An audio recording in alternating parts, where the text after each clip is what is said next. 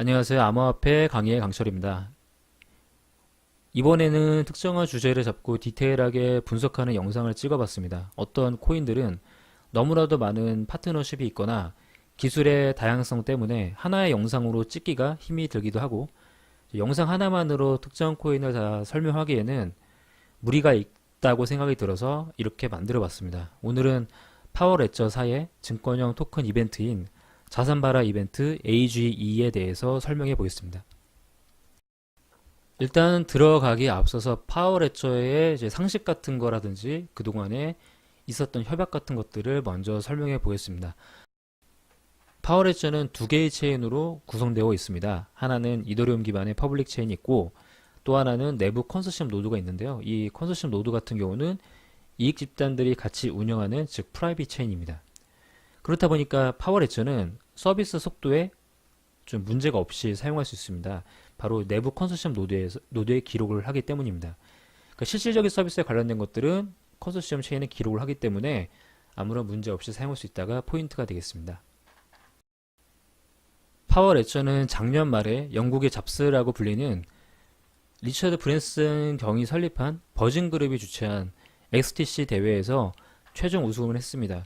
이 우승에 관련된 내용은 호주에서는 이제 블록체인 최고의 뉴스로 뽑기도 했습니다. 우승자에게는 대기업의 멘토링을 받을 수 있고 지원을 받을 수 있는 특전이 있기 때문에 사실상 파워레저 입장에서는 엄청난 아군을 얻게 되는 쾌거를 이뤘습니다. 작년 6월 달에는 일본의 대기업 전력 회사인 간사이 전력과 협약을 맺기도 하였고 방콕 BCPG 스마트시티 설립에 파워레저가 프로젝트에 합류하기도 하였습니다. 방콕 BCPG 건은 에너지 관련 코인이 실제 프로젝트에 본격적으로 시작하는 첫 번째 사례이기도 합니다. 그리고 최근에는 일본에서 약 5만 명 가량 사용하고 있는 태양광 패널 공유 모델의 회사인 쉐어링 에너지와 파트너십을 맺었습니다. 이 회사는 태양광 패널을 무료로 설치를 해주며 생산하는 전기의 30%는 설치한 집에서 공짜로 사용할 수 있고 나머지 70%는 가져가는 설치해봤자 손해를 볼 일이 전혀 없는 그러한 사업을 하는 업체입니다. 테스트로 100가구와 이제 시험을 해볼 예정이지만 성공적이라고 판단이 되면은 사용자층을 늘려서 2020년까지 5만 가구에게 파워레저로 거래할 수 있는 기회를 제공할 것입니다. 이러한 행보들로 인해서 이제 국내의 유수 에너지 기업들은 파워레저를 주목하고 있으며 최근에는 메이저 신문사 중 하나인 경향신문에서 직접 호주까지 취재를 하여 파워레저를 다루기도 했습니다. 이는 유틸리티 토큰으로서 매우 이례적인 것이기도 했습니다. 그러나 현재까지 파워레저는 홀더들에게 수익 모델이 없었습니다. 물론 파워레저 인프라를 설치하여 에너지를 생산하면 파워레저를 구비하는 수익 모델은 있겠으나 그간 인프라를 설치한 사람들의 이야기이고 99.9%는 사실 인프라를 설치한 적이 없는 그냥 개인 투자자입니다. 코인들은 POS로 이자를 받거나 POW로 이제 채굴을 수행하거나 혹은 뭐 소셜 활동 같은 경우로 보상을 받거나 하는 등의 쉬운 방법으로 이익을 생산해내지만 파워레저는 이더리움 토큰이기 때문에 그런 보상이 없었으며 이제 단순히 파워레저의 기술력과 파트너십 등으로 사람들이 홀드를 한 것이었습니다. 그런데 아마도 올해 AGE가 탄생할 것으로 보입니다. AGE는 파워레저와 다른 토큰인데요. 현물에 기반한 올해 유행처럼 번지는 이제 시큐리티 토큰, 즉 증권형 토큰입니다. 그러니 마구잡이로 코인을 뽑아내는 다른 업체들의 코인들과는 다릅니다.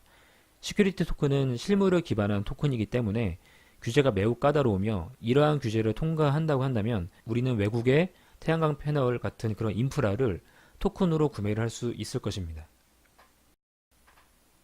자, 그러면 파워레저가 성공을 하기 위해서는 어떠한 이상적인 모습이 필요할지 알아보겠습니다. 첫째, 사회 전반적으로 신재생 에너지에 대한 관심이 뜨겁게 달아올라야 합니다.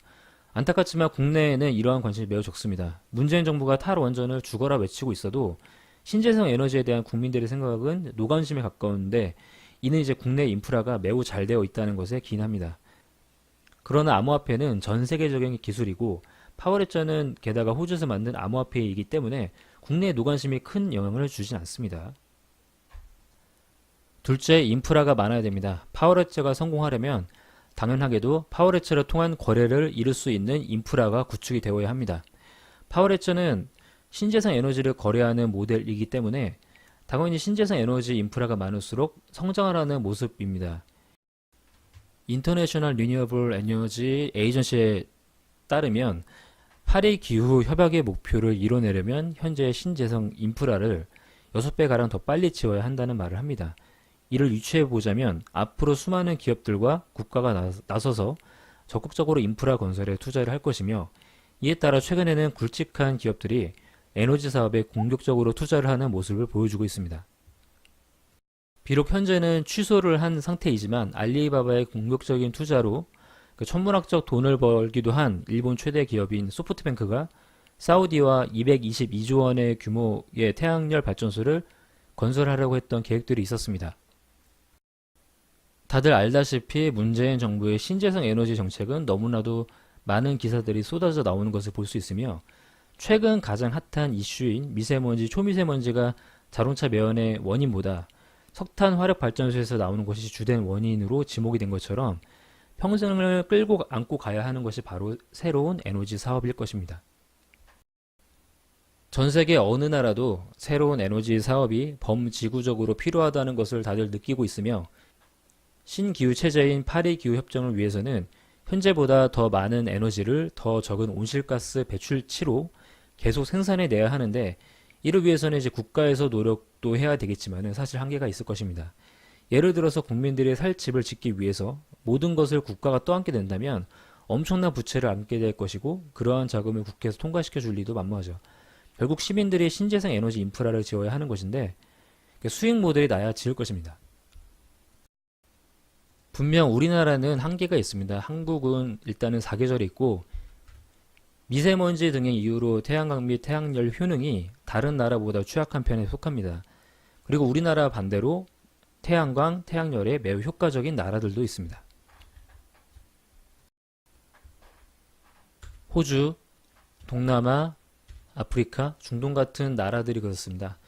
환경 문제는 범지구적인 문제이기 때문에 국내의 전기를 생산하지 못한다 하더라도 외국의 태양광 설립을 지지하는 것은 이제 옳은 방향이 될 것입니다. 그리고 다행인 것은 이러한 신재생 에너지 인프라를 설립하고 운영하는 것이 수익이 난다는 것이 핵심이라는 것이죠. 파워레처가 앞으로 행할 A주의는 인프라를 짓고 해당 권리를 토큰으로 만들어서 파는 구조입니다. 그래서 토큰을 보유한 사람은 권리와 에너지 생산에 얻는 수익을 받는 것입니다. 조금 더 쉽게 한번 설명해 보겠습니다. 이렇게 한번 이해를 해보시는 게 어떨까 싶습니다. 우리나라에서 사람들이 살 집이 너무 부족해서 이제 집을 짓는 사업을 누군가가 하고 있으며, 집을 토큰으로 분할하여 이거를 일반 그냥 돈이 많지 않은 사람들한테 파는 것이죠. 그러니까 집을 하나씩 지을 수 없는, 그렇게 뭔가 이제 소액으로 투자를 하는 사람들이 파는 것인데요. 사람들은 소액으로 투자를 해도 집의 일부를 얻는 것과 같은 동일한 효과를 얻게 되고, 그 사람들이 누군가가 이렇게 살면서, 누군가가 거주를 하면서 얻는 월세금 같은 경우로 매월 수익을 얻게 됩니다.